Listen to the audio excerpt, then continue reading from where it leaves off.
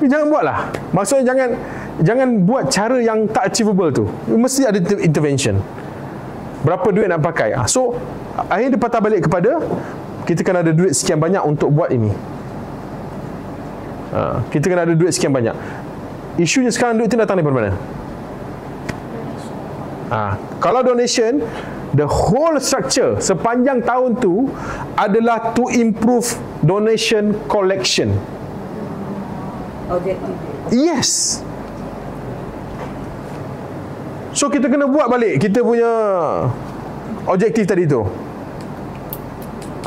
Berapa banyak kita nak collect tahun 2024 contohnya? Ada nombor dah? Ada numbers?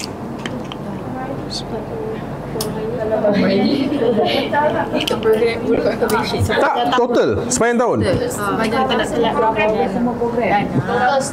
Saya tak kisahlah cover tak cover, tapi total kita nak collect berapa? Dana lah.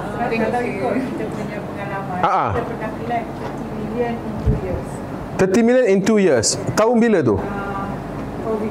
COVID tak boleh pakai. Data COVID adalah fake data. Kenapa fake? Maknanya 2020 sampai 2022 tak boleh pakai. Kenapa fake? Sebab dia ada intervention market. Dia ada intervention. Dia tak genuine. Tak stable. Kita boleh nak minus by rumah. Kita pun tak boleh pakai langsung. Dia lebih kurang kena tolak dalam 60%. Maksudnya daripada 30 million minus 30%. Yes. Sebab tu tahun 2022 ke semua klien kita letakkan drop 35% Daripada sale. daripada sale 2022. 70% drop. Dia kalau ikutkan untuk donation lebih teruk lagi lah. Sebab donation ni dia lebih kepada excess money. Tak ada excess money, orang takkan donate. Kenapa saya cakap 2020 sampai 2022 tu adalah fake market? Sebabnya banyak orang yang tiba-tiba ada banyak duit simpanan. Tak boleh keluar. Tak boleh keluar, KWSP keluar, tak perlu bayar loan, gaji dapat tak kerja, tak keluar rumah, duit makan tak keluar, apa sebagainya. So dia ada banyak akses. Lepas tu sakit, ingat mati. Sakit ingat mati kan. Kurang belanja entertainment. So ini semua ni banyak faktor. Sebab tu bila kita nak buat, bila saya cakap pasal data ni, you kena betul-betul terima ada data yang kita boleh pakai, ada data yang tak boleh pakai. Data yang 2019 dan ke bawah tu semua pun dah luput. Istilah dalam bisnes dan marketing ni kita panggil dia padang rata. Kenapa dah luput? 2019 dah luput. Sebab 2020 sampai 2022 punya period, waktu time frame tu sudah mengubah behavior manusia. Dia dah mengubah behavior manusia. Kalau dulu kita nak pergi pasar, kita terus pergi pasar. Sekarang ni tidak. Kita online dulu, check dulu kat Grab ada ke tak ada, check dulu kat Shopee ada ke tak ada. Betul tak betul? Betul. Exactly. Nak beli pun dekat banding pun. Masa dekat depan rak kedai tu buka Shopee tu. So data 2019 ke bawah semua dah gone. Yeah. Kalau kita gerakan kita adalah untuk melakukan mindset change. Tapi untuk melakukan mindset change tu, of course kita perlu dana. Sama ada dana wakaf, dana apa semua tu lah, supaya kita boleh supply ke TV station apa semua tu. Jadi dalam konteks tu, sepatutnya apa yang menjadi priority kita? Dana ke mindset change? Definisi mindset change dulu. Definisi mindset change tu macam mana perubahan cara kita beroperasi, cara kita bekerja, cara kita apalah dalam rumah tangga semua tu boleh berubah supaya kita ikut daripada Quran punya values. Okey, baik. Apa sahaja yang kita nak dalam kes ini, saya guna bahasa mudah lah ya. Apa yang puan nak jual tu adalah mindset change. Okey. Kita kena senaraikan dahulu.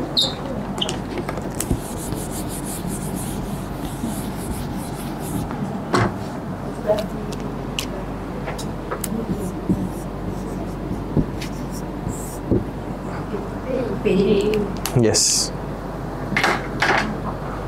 Kita kena senaraikan dulu pain dia. Apakah kesengsaraan yang dia dapat sekarang ni? Yang kita bawa tu mengubah apa tadi tu? Mindset tu, itu adalah solusi, right? So apa masalahnya sekarang? Kesihatan mental. Dengan selalu current state dengan desired state. Current state dengan desired state. Perkataan yang Cikgu Halim boleh faham apa? Sekarang apa kegelapan yang ada? Apa masalah dia? Problem definition dulu. Yalah, maksudnya apa pain dia? Apa masalah dia sekarang? Masalah jiwa, mental health. Lagi? Kalau dalam kemanusiaan surah Al-Insan ni kita define tentang terhakisnya nilai-nilai kemanusiaan di tempat kerja ke dan Gaza of course ada clear lah apa yang berlaku. Itu bukan pain pada dia, itu pain pada ummah. Ni pain pada dia, pada the person. Pada the person. Sekarang ni yang menyumbang siapa? The person, right? So the person tu punya pain apa? Okay, mental health. Ini the person, betul? Kalau dia anxiety ke masalah keluarga, family issue, financial. Lagi? Career. Okay, boleh? Lagi? Okay, jobless. Macam mana boleh jadi jobless pula? Orang yang donate kat luar. Ini orang yang donate lah. Financial. Okay, baik. Kita ambil lah 4 ni Now, kita pergi ke persoalan seterusnya. Macam mana kita nak design supaya pain ni menjadi bukan solution. Pain ni menjadi acute pain yang tersangat sakit kepada orang yang itu. Yes. Apa dia punya sebabnya mental health ni? Bukan sebab. Apa akibatnya mental health ni? Okey, saya tak nak tulis banyak-banyak lah. Nanti banyak kan. Saya tulis ABC je lah ya. A, B, C. A, B, C. Okey. Baik. So, bila kita tengok dah ni ada A, B, C kan. Ini dia punya acute Ni pain dia, ni acute. Maksudnya yang paling teruk lah dia kena. Contohnya kalau mental health ni bunuh diri, cederakan anak isteri,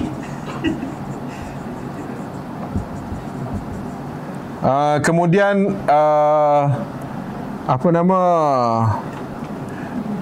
depression. Okay. Ini kira yang paling teruk lah Okay. Now kita kena jual yang ini. Yes. So kalau you nak pegang pada Quran, kena jual yang ini. Kat mana Quran cerita pasal mental health? Kalau kita nak cerita, contoh kita nak jual Jumaat, I'm sorry, I'm not opposed to the idea lah. Nak jual kat mana? Nak suruh orang embrace Jumaat tu kat mana? Apa masalah yang sebenarnya berlaku bila dia tak embrace Jumaat tu? So, you nak jual yang tak ada apa-apa kepada orang, siapa nak beli? Contohnya lah, maksudnya saya bagi tahu benda ni kan. Ya, betul. Saya pandang, saya pandang daripada sudut menjual. Kita marketer, kita market. Hari ni kalau marketing, how you nak market benda yang tak ada apa-apa? Kalau you tak baca surah apa tu? Jumaah tu. Kalau you tak baca surah Jumaah tu, you akan tak ada apa-apa. Tapi kalau you tak ambil rujukan ini, you boleh bunuh diri. Mana lagi senang nak jual? Of course. So Quran, yes Quran, tapi benda ni, how do you sell? So, you nak cari influencer bercakap tentang Jumaat lebih mudah atau nak cari influencer bercakap tentang mental health lebih mudah? Exactly. You nak cari influencer bercakap tentang serve to be served lebih mudah atau nak cari influencer bercakap family issue lebih mudah? Family issue. You have the answer. Saya tak oppose mana-mana idea ya. Saya cuma bagi perbezaan sahaja, perbandingan. Ada dia bila kita bawa sesuatu yang kita nak faham Quran tu nampak jadi solusi pada kehidupan. Ya. So jadi kita masuk ke area tu. Jadi macam mana kita nak create the needs tu ke arah situ.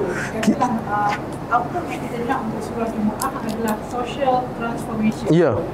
Jadi kita kena create, kita kena define. Yes, faham. Kita kena jual idea itu kepada orang yang percaya dengan kita je. Believer sahaja. Dia tak boleh dijual kepada mass. Yang mass kita jual yang ini.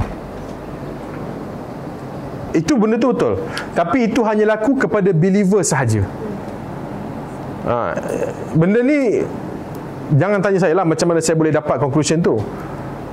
Tapi kalau kita tengok daripada segi message yang nak disampaikan pun, kita tak ada point nak sampaikan. Bukan masalah kegelapan. Okay, so what kegelapan? Tuan, maksudnya kita kena lebih spesifik lah maksudnya. Bukan, kita kena jual idea yang boleh dijual. Kita kena jual pen. Kita kena cari pen. Okey, kalau nak jual yang Jumaat tu kan, cari pen Jumaat tu apa? Kena cari pen dia. Kemudian kena define dia punya acute. Kalau tak jumpa, maknanya memang tak boleh jual. Macam kita jual ubat. Ubat ni untuk apa? Kejap. Tapi 150 bagus ubat ni. Untuk apa? Saya tak beli je lah. Orang nak beli tak? Tak. Bila kita jual ubat, ubat ni memang bantu kita tidur tenang, supaya kita lena, supaya hati kita tidak begitu tertekan, supaya anak bini kita gembira bila kita balik, kita tak marah-marah anak bini kita. Ubat yang itu kita jual 1000 pun orang beli. Sebab kita tak nak describe penyakit tu. Sebab tu patah balik kepada objektif tadi. Bila kita dah sembang-sembang macam ni, you all dah faham yang ini boleh jual, yang ini tak boleh jual. Kena patah balik kepada objektif. Kalau objektifnya bukan untuk profiteering ataupun kumpul duit ataupun dapatkan dana, go. Tak kisah nak buat tajuk apa pun. Tapi kalau kita perlukan projek ini untuk kumpul sekian banyak, you mesti jual apa yang orang nak beli dulu. Bezanya, saya jual ilmu, you all jual apa? Content. Solution melalui Al-Quran. That's it. So nak jual solution, you mesti ada pain lah, masalah dia. Kalau tak jumpa masalah, memang tak boleh jual. Dan masalah itu, masalah yang umum, itu ideanya dijual kepada orang yang boleh membuat radical change dalam sistem. Idea tu boleh jual. Kalau nak jual yang 50 Jumaat tu, pada saya personally, jual kepada jabatan kerajaan. Buat satu siri ataupun buat satu skrip yang betul-betul, jual kepada jabatan kerajaan. Setiap kali solat Jumaat, tazkirah Jumaat, pakai yang itu. Boleh. Jadikan dia modul. Maknanya modul ke? Baik, kena refine balik dia idea tu. Tapi untuk jual kepada public, I don't see any potential. Yalah kan, hard to swallow kan. Tapi itulah hakikatnya. Bismillah. Macam saya cakap dengan Tuan Azmi tadi, dalam konteks konten, kita dah ada konten yang sangat mahal. Cuma kita tak pernah betul-betul susun how to make money from it. Mungkin mentalitinya kita bukan nak buat duit. Saya faham lah. Saya selalu ada isu ni dengan NGO. Kita tak nak buat duit, tuan. Habis kau nak duit buat apa? Kita nak membantu. Ya, nak bantu kena pakai duit. Kita tak nak untung, tuan. Habis kau nak bayar aku pakai apa? Kita tolong. Yes, kita tolong. Akhirnya kita perlukan duit untuk pakai. So certain yang kita gunakan untuk duit tu kena ada satu projek yang memang buat duit. Ada satu projek kalau kita nak bagi, kita bagi, no problem. Macam tu. Sebab kalau kita keep confused dengan objektif kita, nanti kita akan masalah lah. Kita nak susun, contohnya yang soalan yang paling biasa saya dapat. Bila kita suruh keluarkan duit, 1 bulan RM2,500. Untuk apa? Untuk email sistem, RM2,500. Soalan dia akan tanya, berapa kita dapat collect? Soalan dia kan. Ini untuk customer service, untuk kekalkan pelanggan, bukan untuk collect duit.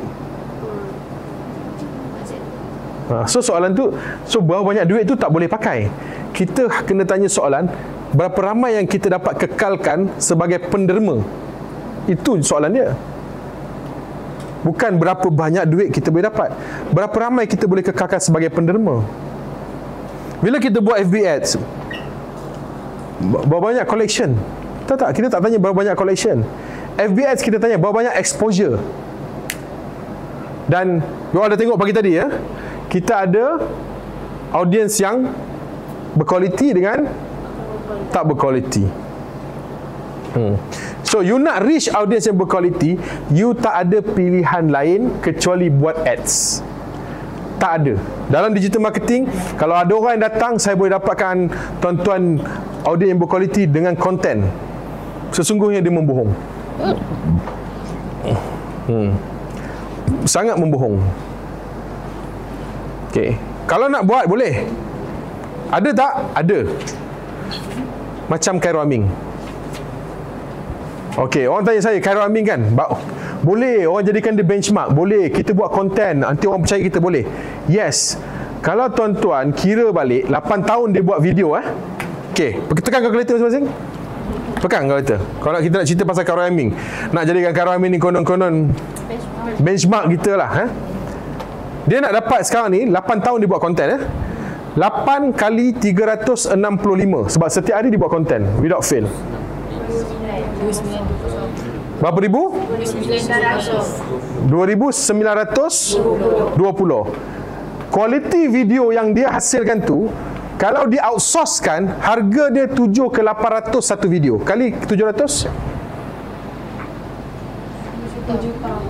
sebenarnya itulah kos yang dia biayai sendiri.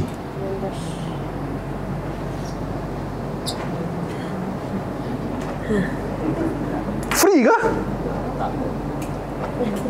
8 tahun tau dia habiskan masa tau. Kita nak tunggu 8 tahun ke? So tak ada, nothing free. Orang kata dia buat konten percuma. Yes, konten tu dia memang buat percuma, tapi dia yang serap kos tu. Okey, saya ambil contoh tadi kita bayar orang yang datang ke dalam kita punya event.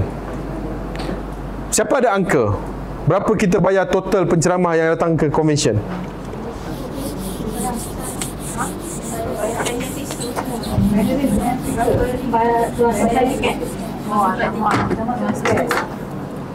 Total semua berapa kita bayar?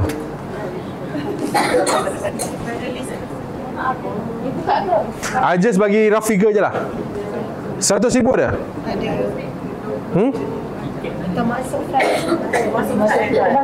Mestilah kos tu semua kita tanggung kan. Total semua Total semua, total budget convention. Bukan. Panelis saja. Yang 300 lebih lah. Tak termasuk location semua tu. Termasuk lah tu, termasuk hotel. Tak, panelis saja.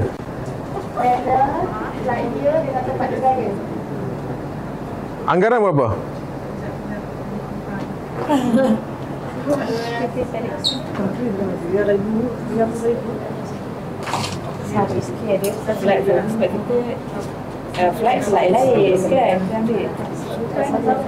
Tak apa puan, tak payah round figure pun. Just anggaran. Berapa?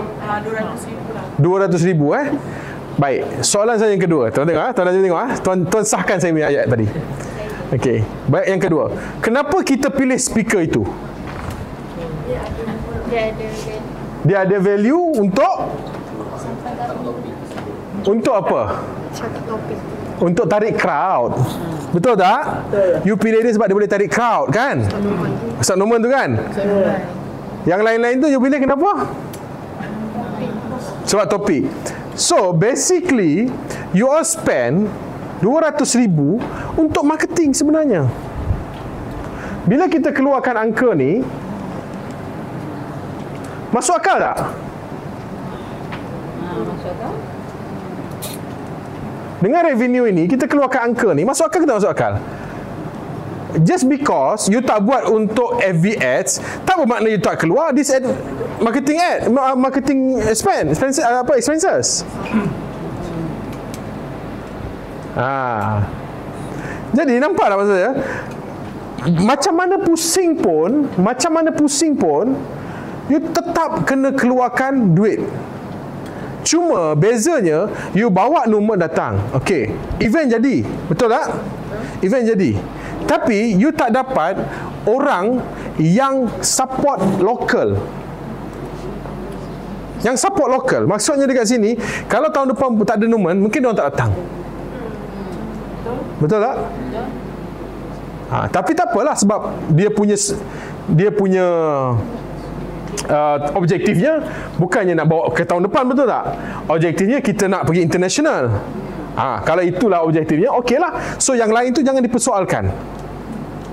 Tapi kalau kita nak make sure yang benda ni dia berjalan sepanjang tahun menggunakan audiens yang ada, kita mesti belajar spend kepada data yang lebih konkret.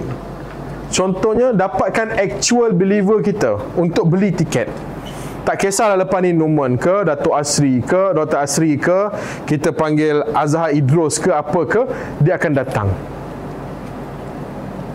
Maksudnya kita tak perlu bergantung kepada influencer. Exactly. Panel tu lah. Exactly. Kita kena pegang believer lah. Kita kena pegang believer. You nak duit dia. Dia datang kerana Yayasan Warisan Umat Ikhlas. Exactly. Percaya pada friend. Saya cakap amin dah. You nak duit dia. You nak duit dia kan. So apa sebab dia nak kena bagi you RM10 sebulan? RM10 je. Tak nak banyak. Macam saya cakap tadi, saya ada RM40. Saya ada Gaza, cerita Gaza. Saya ada yayasan. Saya ada untuk Papua, Indonesia. You all convince saya, duit RM40 tu saya letak kat you all. Banyaknya mic aku nak pakai.